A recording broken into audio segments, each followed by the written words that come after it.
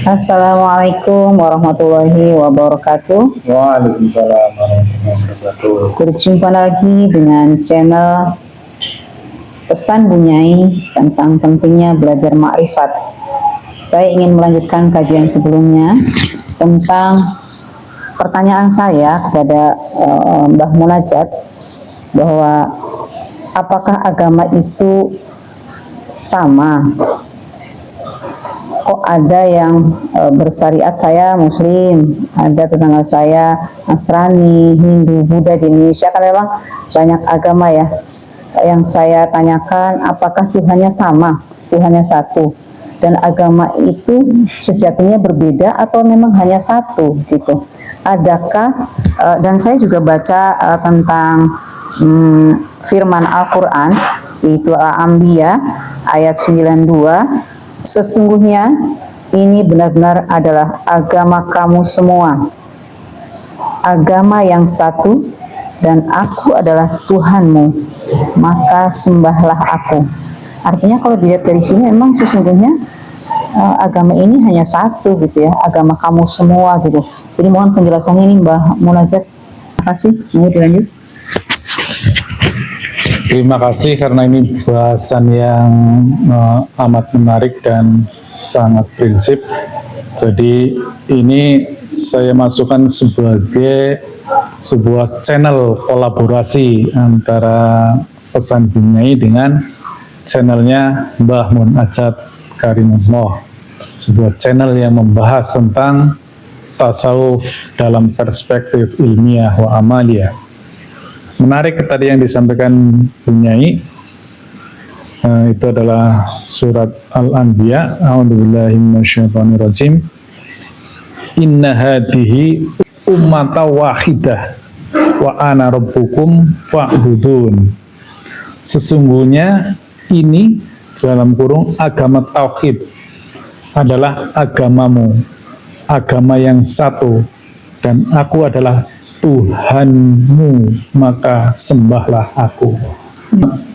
Ini ayat yang menarik, sekaligus harus hati-hati karena ini sekali lagi ini adalah ayat-ayat dimensional itu. Jadi kita harus memahami secara dimensi yang tepat.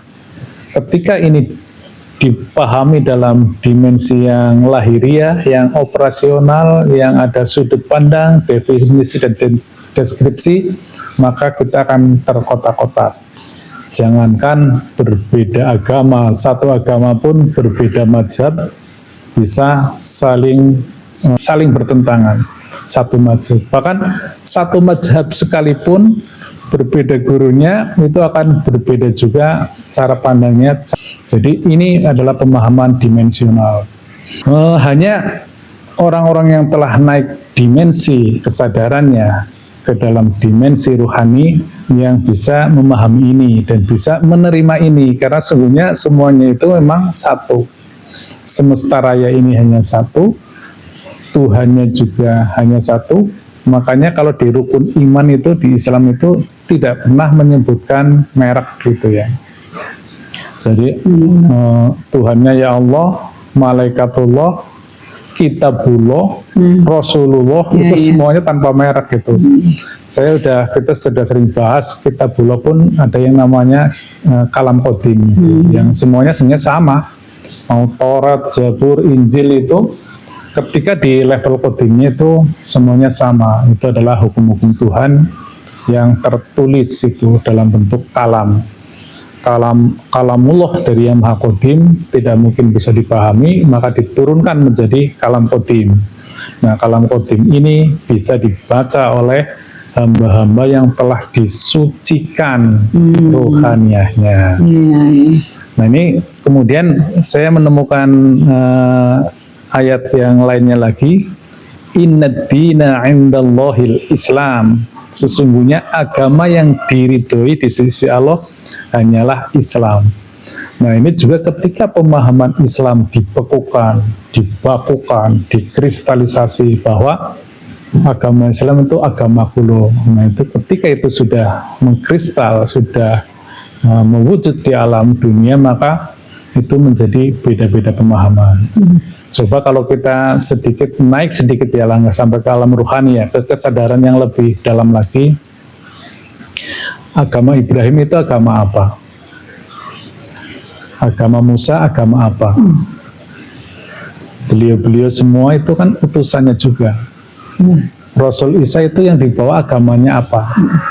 Itu kan dari Tuhan yang sama itu kan.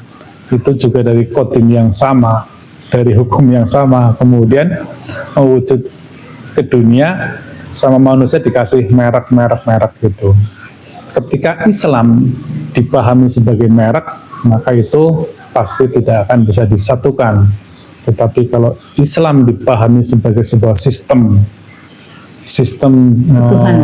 ketuhanan, Islam itu adalah berserah diri, maka semua orang sebenarnya bisa itu. Jadi yang selamat itu adalah hanya orang yang berserah diri. Oh, iya. Nah, kemudian juga yang menarik ini punya, ini ada di As-Surah 13 yang artinya ini mendukung yang tadi saya sampaikan ya, sepertinya selaras ini. Dia telah mensyariatkan kepadamu tentang agama apa yang telah diwariskannya kepada Nuh dan apa yang kami wahyukan kepadamu Muhammad, serta apa yang telah kami wasiatkan kepada Ibrahim, Musa dan Isa, yaitu tegakkanlah agama dan janganlah kamu berpecah belah tentangnya. Ini sebenarnya setiap nabi itu, setiap rasul itu tidak pernah itu menjelekan ajaran yang terdahulu itu tidak ada. Hanya kita terdistorsi pemahamannya itu. Rasul itu membenarkan seluruh rasul-rasul yang terdahulu, kitab-kitab yang terdahulu. Hanya kita terdistorsi karena pemahaman di alam realitas yang dibatasi ruang dan waktu. Makanya ini bahasanya nanti bisa lebih lanjut lagi tentang bagaimana